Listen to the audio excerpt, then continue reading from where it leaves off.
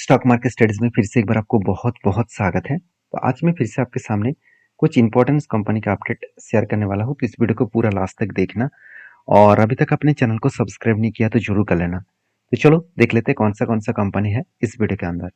First जो company है जिसके बारे में चर्चा करूँ उसका नाम है अशोक लेलैंड लिमिटेड। देखिए Ashok Leyland limited basically India के एक सेकेंड लार्जेस्ट कंपनी है और वो भी हेवी व्हीकल्स इंडस्ट्रीज में। तो हेवी व्हीकल ऑटो इंडस्ट्रीज में कंपनी खुद के नाम सेकंड पोजीशन में मतलब ले आ चुके हैं। अभी इस कंपनी के ऊपर डेटा अपडेट के बारे में बात करूँ, अब ध्यान से देखना। अशोक लेलैंड आप देख सकते हैं clocks 2% decline in June sales. मतलब जून माह में जो सेल्स है वो 2% डिक्लाइन हो चुके हैं, मतलब कम हो चुके हैं। देखिए किस तरीके से कम हुआ, क्योंकि इस बार कंपनी का टोटल सेल हुआ यूनिट कितना 14,940 यूनिट और वो पिछले साल में कितना था 15,221 यूनिट। मतलब 2% के आसपास यहाँ पे सेलिंग देखने को मिला। तो मुझे लगता है जो सिचुएशन बना है उस सिचुएशन के बेसिस में कंपनी के ऊपर शेयर में करेक्शन दिखेगा और करेक्शन भी दिखना स्टार्ट हो चुके हैं। अगर डोमेस्टिकली सेल देखा जाए तो कंपनी के ऊपर 14,261 के आसपास टोटल सेल हुआ था। 1% के आसपास यहाँ पे मतलब स्लिप्ट किया है, 1% के आसपास सेल डाउन हुआ है, क्योंकि ओवरऑल पिछले बार था 14,365 यूनिट्स के आसपास। तो ओवरऑल जो जिस तरीके से कंपनी का यहाँ पे सेल्स एंड प्रॉफिट का सॉरी इस तरीके से सेलिंग का डेटा देखने को मिला, उस डेटा यही बता रहा है कि कंपनी इसके ऊपर जो सिचुएशन बना है उस सिचुएशन के बेसिस में कंपनी कंटिन्यूसली अभी आगे बढ़ने का यहाँ पे पोटेंशियल देखने को मिल सकता है। सॉरी, थोड़ा सा टाइम लग सकता है। तो बाकी अशोक लेलैंड का अगर चार्ट को देखूँ तो देखिए लास्ट 2 डेज में कंपनी के ऊपर करेक्शन हो रहा है। क्यों करेक्शन हो रहा है? क्योंकि जो सेल्स का आंकड़ा है वो 1 से 2% के आसपास यहाँ पे डिक्लाइन देखने को मिला। तो क्वेश्चन यहाँ पे ये है कि इस तरीके से 1 to 2% डिक्लाइन देखने को मिला है, क्या कंपनी के ऊपर बिग फॉल देखने को मिलेगा? मुझे नहीं लगता, क्योंकि जिस तरीके से यहाँ पे चार्ट पैटर्न बना है ध्यान से देखना। जो कैंडल बना है, कैंडल ज़्यादा से ज़्यादा कुछ इस तरीके से बनता हो देखने को मिले। मतलब इसका विक्स नीचे साइड में ज़्यादा है। मतलब सेलर तो एक्टिव तो है मगर बायर भी एक्टिव है। इसको सेल उतना ज़्यादा कर नहीं दे रहा है। मतलब जिस तरीके से यहाँ पे लेवल को ब्रेकआउट किया, एक एंटी यहाँ पे बना, कप विद हैंडल पैटर्न्स का लंबा जर्नी के हिसाब से कप बने, उसके बाद एक हैंडल पैटर्न बनने के बाद ब्रेकआउट हुआ। इसका टारगेट एक लंबा टारगेट है करीबन 300 के आसपास। तो जो 75% के आसपास टारगेट सॉरी 80% के आसपास टारगेट निकल कर रहा है, उसी बेसिस में देखा है तो कंपनी धीरे धीरे करके ऊपर जा रहा है। ऐसे नहीं कि डायरेक्टली ऊपर जा रहा है, होल्ड किया, नीचे आया, फिर से होल्ड किया, इसी तरीके से वो लेवल मेंटेन करके ऊपर जा रहा है। और मैं ये भी बोल चुका हूँ, अगर इस टारगेट मुझे 2 साल में मिले तो भी मेरे लिए कोई फर्क नहीं पड़ेगा, क्योंकि जब से कंपनी का एंट्री हुआ है तब से लेकर अगर मैं टॉप लेवल तक देखूँ और जहाँ तक अभी करंट लेवल तक देखूँ तो ऑलमोस्ट 36% के आसपास रिटर्न मिल चुके हैं, वो भी 1 साल के अंदर अंदर। देखिए साल भर में 36% का रिटर्न मिला तो ये भी मेरे लिए बहुत बेस्ट है। तो बाकी अशोक लेलैंड के ऊपर मैं बुलिश हूँ। आपकी क्या राय है जरूर कमेंट्स करना, क्योंकि सिर्फ यही न्यूज़ देखकर सेल्स डाउन है, यही न्यूज़ देखकर अगर आप इस कंपनी से एग्जिट हो जाएंगे तो आप कभी भी मार्केट में टिक नहीं पाएंगे। 1-2% क्वार्टरली और साथ ही साथ मंथली आपको सेल्स डाउन देखने को मिल सकता ही है, क्योंकि हर मान में हर साल में कंपनी का सेल्स एंड प्रॉफिट अच्छा होगा ऐसे आज तक कोई भी कंपनी पैदा ही नहीं हुआ। मतलब कोई भी कंपनी अभी काम ही नहीं किया ऐसा कि जो हर साल में हर प्रॉफिट हर लेवल तक 10 साल तक लगातार सारे चीज़ को मेंटेन कर रहा है। कुछ ना कुछ तो वीकनेस तो होगा ही। तो बाकी आपके क्या राय राय है इस कंपनी को जरूर कमेंट्स करना। मैं तो इस कंपनी के ऊपर बुलिश हूँ, मैं इस कंपनी के ऊपर कंटिन्यू जर्नी जरूर करूंगा। नेक्स्ट जो कंपनी है उसका नाम है ओलेक्ट्रा गिनटेक लिमिटेड। बेसिकली ओलेक्ट्रा के ऊपर मुझे पिछले एक दोस्तों ने कमेंट्स किया कि सर आपने 5,000 बसेस का ऑर्डर बोला था मगर कंपनी को 10,000 से भी ज़्यादा बसेस का ऑर्डर मिला। हाँ, आपके बात सही भी है। मैंने 5,000 इसीलिए बोला क्योंकि करंट जो लेवल है, करंट जो बसेस का जो ऑर्डर था उसी बसेस के जो ऑनगोइंग प्रोसेसिंग के लिए जो हैदराबाद की जो इसका प्लांट है उस प्लांट में जो बस मैन्युफैक्चरिंग का जो स्टार्टिंग किया गया है, तो उसी बेसिस में मैंने बोला था। जो आपने 10,000 का बसेस का ऑर्डर बोला आपने भी सही बोला, मगर उसका अभी तक कोई भी स्टार्टिंग नहीं है। वो सर ऑर्डर मिला है और उस ऑर्डर बेसिस में अभी तक कोई भी काम स्टार्ट नहीं हुआ, उसके ऊपर कंपनी अभी तक कोई भी काम स्टार्ट नहीं किया, तो इसीलिए मैंने उसका जिक्र नहीं किया। तो मैं बहुत आपको बधाई देता हूँ। आपने बहुत शानदार तरीके से एक इन्फॉर्मेशन मेरे साथ शेयर किया। तो आपका भी कोई इन्फॉर्मेशन है तो ज़रूर मेरे साथ शेयर कर सकते हैं। देखिए, हर डेटा मुझे हमेशा पता होगा ऐसे कोई भी गारंटी नहीं है कि हर कोई अगर एक के साथ दूसरे के साथ शेयर शेयर करेंगे तो एक कम्युनिटी के माध्यम से हम लोग एक साथ काम करके आगे बढ़ सकते हैं। तो बेसिकली इलेक्ट्रिक इंटेक के ऊपर मैं बहुत ज़्यादा बुलिश हूँ, क्योंकि इस कंपनी के ऊपर मैं बहुत ज़्यादा ट्रस्ट अभी करना स्टार्ट कर चुका हूँ।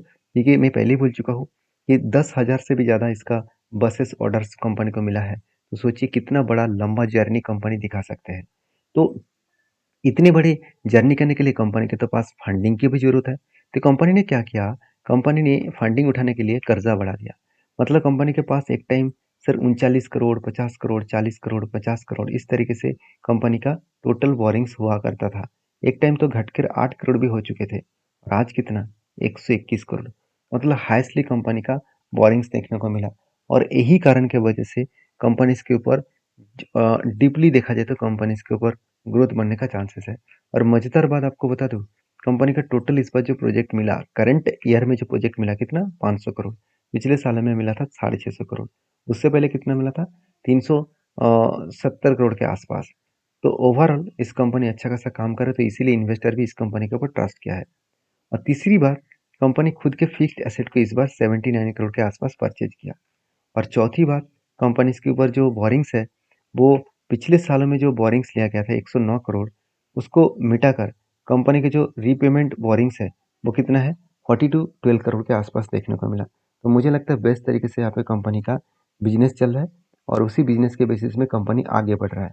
तो इलेक्ट्रिक इंटेक के ऊपर एज ए इन्वेस्टर अच्छा खासा ट्रस्ट भी करते हैं। देखिए, म्यूचुअल फंड तो एकदम जीरो होल्डिंग रखे थे, आज कुछ ना कुछ होल्डिंग उसके पास है। एफएस के पास जो होल्डिंग है उसी तरीके से होल्डिंग को कंटिन्यू कर रहा है। और रही बात म्यूचुअल फंड के, तो उसके बारे में बात करूँ तो म्यूचुअल फंड लगातार इस कंपनी के ऊपर हाई लेवल का बाइंग कर रहा है। बहुत ज़्यादा क्वांटिटी के साथ इस कंपनी के ऊपर बाइंग किया जा रहा है। तो एक गुड पॉइंट्स है जो कंपनी के लिए अच्छा खासा ग्रोथ देने के लिए काफ़ी है। इलेक्ट्रिक इंटेक के ऊपर चार्ट पैटर्न्स के बारे में बात करूँ, जब एक रेंज बना, कुछ इस तरीके से बाइंग रेंज बना जो 31% के आसपास है, तो मैं इंतजार किया कि जब नीचे आएगा तो मैं एंट्री लूंगा और इस हाई लेवल तक टारगेट लूंगा। मगर आया ही नीचे, नीचे आया ही नहीं, क्योंकि नीचे इलेक्शन के रिजल्ट के दिन आया था। मुझे लगता है यहाँ पे टच करेंगे तो मैं एंट्री ले लूंगा, मगर टच हुआ नहीं तो एंट्री नहीं बना, तो इसलिए मैं इंतजार कर रहा हूँ। मुझे लगता है एक पैटर्न्स बनने जा रहा है, जो पैटर्न कुछ इस तरीके से बनेगा, एक कप बनेगा, उसके बाद एक हैंडल बनेगा, तो एक एंट्री लेवल यहाँ पे मिल सकता है। तो बाकी आपके क्या ओपिनियन है, जरूर कमेंट्स करना। नेक्स्ट जो कंपनी है वो एक मेरे फेवरेट कंपनी बन चुकी है, जिसका नाम है अतुल ऑटो। अभी आप क्वेश्चन करेंगे, सर अतुल ऑटो जैसे कंपनी के ऊपर आप निवेश कर रहे हैं, क्योंकि इस कंपनी के ऊपर विजय किडे जी ने हाईएस्टली निवेश किया। हाँ, ये बात मैं एकदम 100% ना कहूँगा, ये बोलना गलत होगा। बड़े इन्वेस्टर इन्वेस्ट किया, इसीलिए मैं इस कंपनी के ऊपर रिसर्च भी किया। जब रिसर्च किया तब पता चला कि कंपनी के ऊपर अपकमिंग टाइम्स में ग्रोथ होने का चांसेस बहुत ज़्यादा है।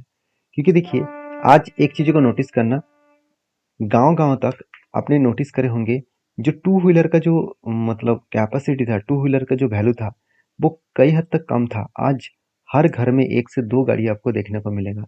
जो टीवीएस का जो हैवी ड्यूटी है, जो मोपेड है, वो भी हर किसान के पास, हर छोटे व्यापारी के पास वो स्कूटर आपको देखने को मिल जाएगा। तो कहने का मतलब है, हर घर-घर में इस तरीके से गाड़ियाँ देखने को मिला है।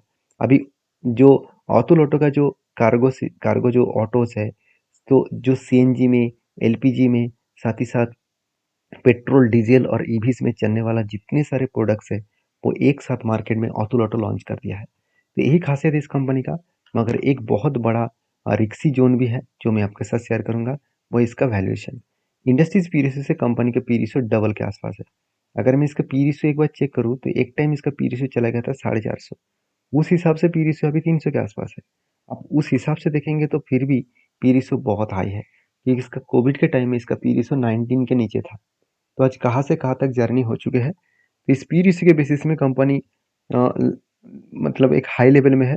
फिर भी जिस तरीके से इसका लाइफ टाइम हाई का पी रेशियो है, अगर उस लेवल तक भी जाए तो एक अच्छा खासा जर्नी मिल सकता है। तो अतुल ऑटो के ऊपर एक चीज़ को हमेशा याद रखना, इस कंपनी के ऊपर जब भी आप काम करने के लिए जाएंगे तो एक एक डेटा को आपको हमेशा याद रखना होगा कि कंपनी में कितना ग्रोथ हो रहा है, वो किस बेसिस में हो रहा है, क्या सही में कंपनी का ग्रोथ हो रहा है। अगर मैं कंपनी के सेल्स के आंकड़ा के बारे में बात करूँ, तो 2 साल पहले सिर्फ 100 करोड़ के आसपास सेल्स था, आज बढ़ के हो चुके 160 करोड़। एक्सपेंस को कंपनी कंट्रोल में रखे, उस बेसिस में कंपनी का नेट प्रॉफिट जो एक टाइम नेगेटिव में था 8 करोड़, 6 करोड़, 5 करोड़, तो आज वो प्रॉफिट पॉजिटिव में आया और 4 से 4.5 करोड़ तक कंपनी का नेट प्रॉफिट देखने को मिला। तो बेस्ट तरीके से यहाँ पे नेट प्रॉफिट देखने को मिला है। इस प्रॉफिट के बेसिस में कंपनी अच्छा खासा पॉजिटिवली यहाँ पे ग्रोथ करता हुआ देखने को मिला है। तो मुझे लगता है जो एज ए इन्वेस्टर है, प्रोमोटर से लेकर एफएसडीएस पब्लिक के पास अच्छा खासा होल्डिंग्स यहाँ पे देखने को मिला है। और इस पब्लिक के हिसाब से देखा है तो विजय केडिया जी जिन्होंने 18.20% का होल्डिंग रखे और केडिया सिक्योरिटीज प्राइवेट लिमिटेड ने 2.71% के आसपास होल्डिंग यहाँ पे इस कंपनी के ऊपर किया है। तो मेरे हिसाब से इस कंपनी के ऊपर फोकस होना चाहिए क्योंकि इस कंपनी के ऊपर शानदार तरीके से एक पैटर्न्स बना था, उसको ब्रेकआउट भी किया क्योंकि यहाँ पे पहले कप बना, उसके बाद एक हैंडल पैटर्न क्रिएट हुआ। तो कप विद हैंडल पैटर्न्स बनने के बाद यहाँ पे एक शानदार तरीके से ब्रेकआउट भी हुआ और ब्रेकआउट कंफर्मेशन भी हुआ। अगर इस नीचे लेवल को टच करेंगे तो मैं यहाँ पे कुछ क्वांटिटी एडिंग करूंगा क्योंकि बेसिकली इस हाई लेवल में भी कुछ क्वांटिटी एडिंग करूंगा। अगर ऊपर गया तो, अगर नीचे आए तो बाकी क्वांटिटी यहाँ पे एडिंग करूंगा। तो मैं इस कंपनी के ऊपर बुलिश हूँ। बाकी आपकी क्या राय है जरूर मुझे कमेंट्स करके बताना। तो नेक्स्ट जो कंपनी है उसके बारे में चर्चा करूँ, उसका नाम है पीजी इलेक्ट्रोप्लास्ट लिमिटेड। तो पीजीईएल जिसका नाम है, इस कंपनी का मार्केट कैप 9,800 करोड़ है। कंपनी के ऊपर एक गुड अपडेट्स है, कंपनी के ऊपर एक अनाउंसमेंट किया गया है स्प्लिट का। 10 जुलाई में कंपनी एक के बदले 10 शेयर देने जा रहा है। मतलब कंपनी की जो वैल्यूएशन प्राइस जो है 3,700 रुपीज़, वो बन जाएगा 370 रुपीज़ के आसपास।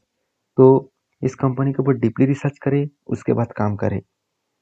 ये टोटल वीडियो एजुकेशन पर्पस में था। प्लीज़ कोई भी वीडियो के ऊपर आपको जानकारी मिलने के बाद आप एक बार खुद की रिसर्च करने के बाद ही काम करिए। मेरे तरफ से कोई भी बाय एंड सेल का रिकमेंडेशन कभी नहीं होता है। मिलते हैं नेक्स्ट वीडियो में, तब तक के लिए धन्यवाद।